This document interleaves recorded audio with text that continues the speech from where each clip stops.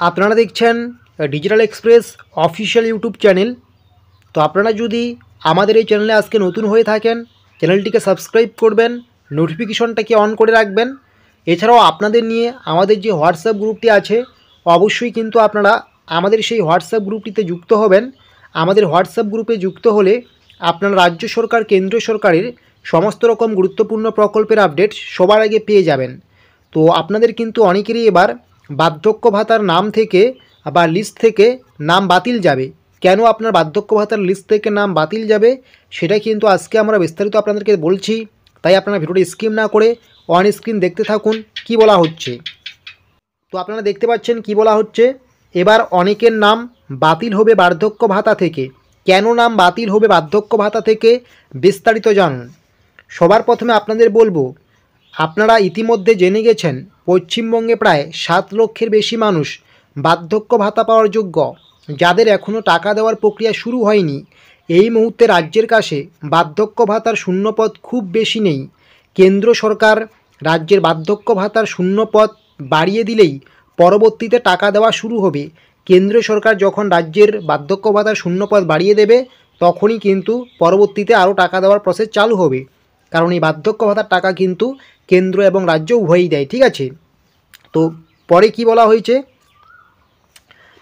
তবে ইতিমধ্যে যেহেতু পশ্চিমবঙ্গের বার্ধক্য ভাতার 20 লক্ষের শূন্যপদ শেষ হয়ে গিয়েছে, তাই কেন্দ্র খুব সহজেই আর রাজ্যের ভাতার সংখ্যা বাড়াচ্ছে না, এমনটাই কিন্তু ইঙ্গিত পাওয়া যাচ্ছে। তবে নতুনদের তো টাকা দিতেই হবে। যারা আবেদন করেছেন চিন্তার কিছুই নেই, যারা আপনারা আবেদন করেছেন অবশ্যই আপনাদের টাকা দিতেই হবে, বুঝতেই পারছেন, দিয়ে দেবে টাকা, ঠিক আছে। তার জন্য অনেক পুরনো মানুষের নাম ভাতার লিস্ট থেকে বাদ যাবে এবং তাদের সেই শূন্য পদগুলোতে নতুনদের বসিয়ে দেওয়া হবে। এছাড়া এই মুহূর্তে কিন্তু আর কোনো উপায় নেই।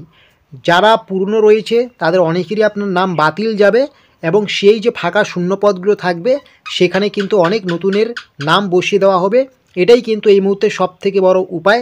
এছাড়াও কিন্তু পশ্চিমবঙ্গে প্রায় 1.5 লক্ষের মতো ভাতা বাকি আছে, মানে শূন্যপদ বাকি আছে। সেই শূন্যপদ এবং এই বাকি যে আরও যেগুলো বাতিল হবে সেই শূন্যপদগুলো মিলিয়ে কিন্তু আপাতত কিন্তু আপনাদের টাকা দেওয়ার প্রসেস চালু করবে খুব শীঘ্রই, ঠিক আছে।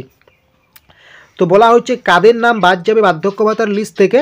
তো এখানে কি বলা হয়েছে দেখতেই পাচ্ছেন, যারা ভুল তথ্য দিয়ে এতদিন থেকে ভাতা পাচ্ছেন। 1 নাম্বার, যারা ভুল তথ্য দিয়ে, হয়তো আপনাদের অনেকেরই 55 বছর বয়স হয়েছে, 60 বছর বয়স হয়নি, আপনারা fake birth certificate, fake voter card, ration card, Aadhaar card বের করে নিয়ে আপনি ভাতা পাচ্ছেন।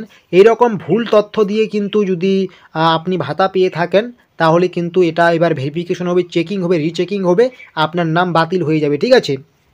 তারপরে 2 নাম্বার, মৃত্যু হয়েছে তারপরও ভাতা পাচ্ছেন পরিবারের বাকি লোকজন। হয়তো আপনার বাড়িতে একজন লোক রয়েছে বা যিনি রয়েছেন উনি আর নেই, তারপরে আপনি তাদের সদস্যরা টাকা পাচ্ছেন। এইরকম হলেও কিন্তু আপনার যে বার্ধক্য ভাতার নাম রয়েছে সেখান থেকে কিন্তু বাদ যাবে, ঠিক আছে, বা সেই লিস্ট থেকে আপনার নাম বাদ যাবে।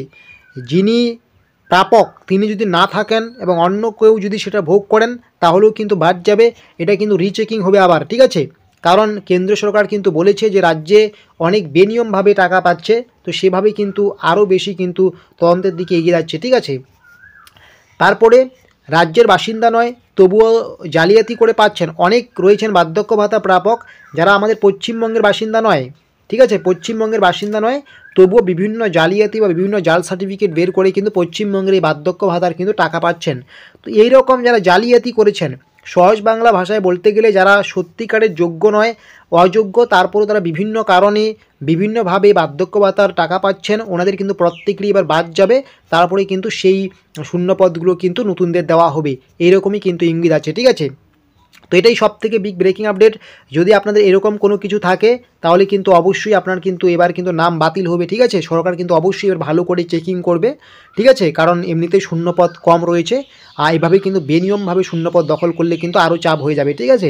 তো এটা কিন্তু গুরুত্বপূর্ণ আপডেট। তো নিচে কি বলা হয়েছে, এরকম আরও বেশ কিছু কারণ রয়েছে, এই কারণগুলোর জন্যই এবার বার্ধক্য ভাতার লিস্ট থেকে অনেকের নাম বাদ যাবে। যদিও এগুলো অনেক আগে বাদ যাওয়ার কথা ছিল, বেনিয়ম করে যারা এতদিন ধরে টাকা পাচ্ছেন আপনাদের সময় শেষ। এবার শুধুমাত্র যোগ্যরাই টাকা পাবেন।